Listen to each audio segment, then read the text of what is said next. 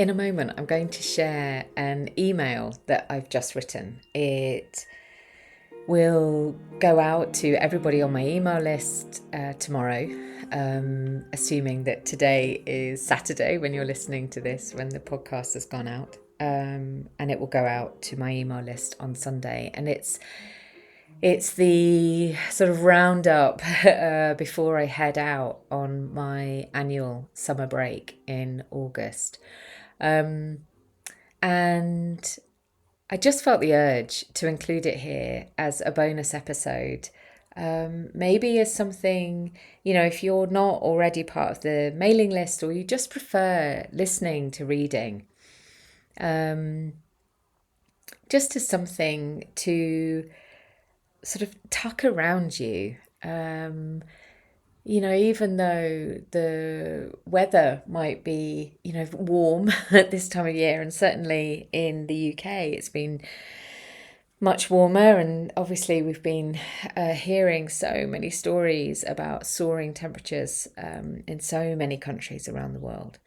But still, this concept of having something to tuck around us, the metaphorical blankets that can just help us feel a little nurtured, a little nourished, maybe a little bit safer in the world.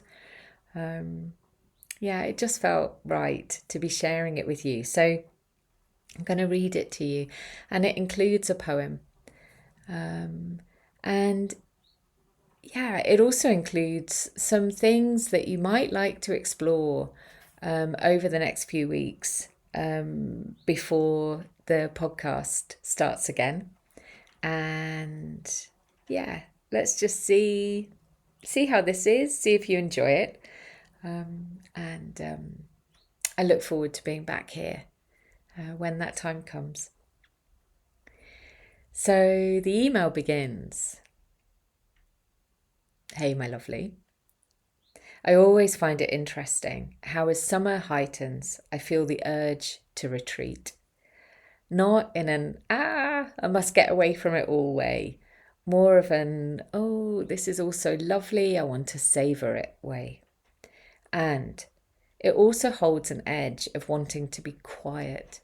This being the time of year when everything is so brightly visible, it can get tiring. And whatever the season, we always need time to rest.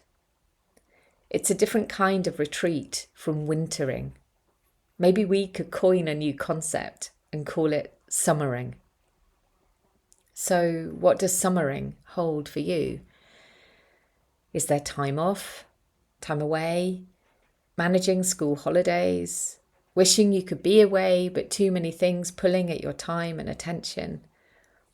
It's easy, of course, to assume that everyone is doing the same as us or managing it all better than us, whatever that might mean. Whatever this time holds, I hope you're able to create some time that truly is just for you, whether that's spent with others you love to be with, in your own company, or accompanied by strangers with shared purpose. I wrote a poem last year sometime. It was in response to a conversation I had with a loved one. The poem said the words my heart was feeling when we spoke.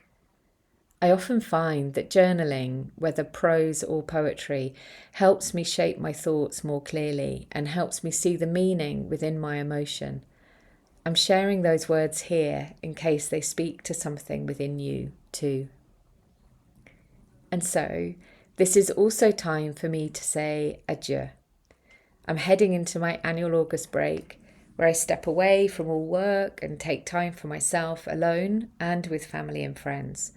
I know it will be wonderful, and there's a part of me that can already feel the bubbles of energy forming that will carry me back here in September. If you're seeking some things to explore over these next few weeks, I've shared some things below and over in Circle. If you haven't stepped into Circle before, it's where the field lives and where all the self-guided courses are held. I sense it may become more and more important for us here, so you might like to pop in. You can join for free and see what's there. May we all be safe, happy, well, and live with ease, whatever those words mean to each of us. With love, Henny. So that was the message. And here's the poem. And the poem is called Holidays. When you tell me where you go, I don't want to know how many stars there are above the door. I want to hear whether the stars in the skies are so clear you can touch them with your open, empty hands.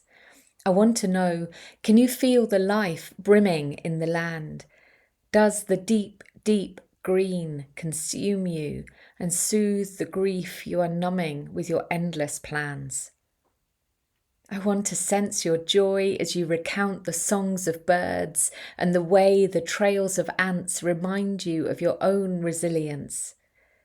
I want to sigh in wonder as I hear you say, there's no more driving need to be away, because all of life is already here and nothing really changes if you're far or near. I want to hear you say, it is still you who wakes to embrace each holy day. So then a few things to explore during August. Here, of course, on the podcast, if you've already heard all 225 episodes, try scrolling and randomly stopping for a podcast lucky dip. It can be amazing to see how new insights emerge when you listen to something again. There are also a whole collection of flow journaling guides in Circle.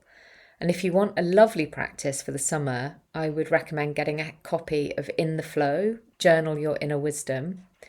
And you can buy it anywhere. It's one of my books. You can buy it anywhere or use Flow, just that one word, Flow, for 30% off direct from my publishers.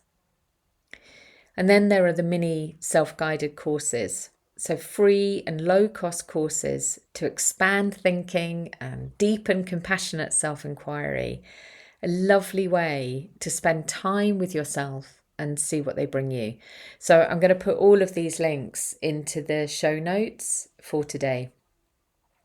And then lastly, at the end of the email, I've included a little asterisk next to that word adieu and a note on my use of that word. So it means to God. And as I noticed myself writing it, I was curious about how it felt the right way to sign off here, especially as the poem speaks about holy days. I know how God can feel such a big word for so many of us. And for me, it holds so many different meanings. It encapsulates all religions, beliefs, faiths, connection with the divine, nature, spirit, universe. It's non-denominational, non-gender specific, and utterly personal.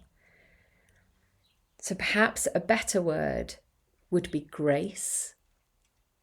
And so whoever, whatever, wherever your gods, goddesses, wisdom holders are, may we all go with grace. I'm sending so much love right now, and I look forward to being with you again, whenever that may be. Take care, my darlings. I send a hug and love and a wave.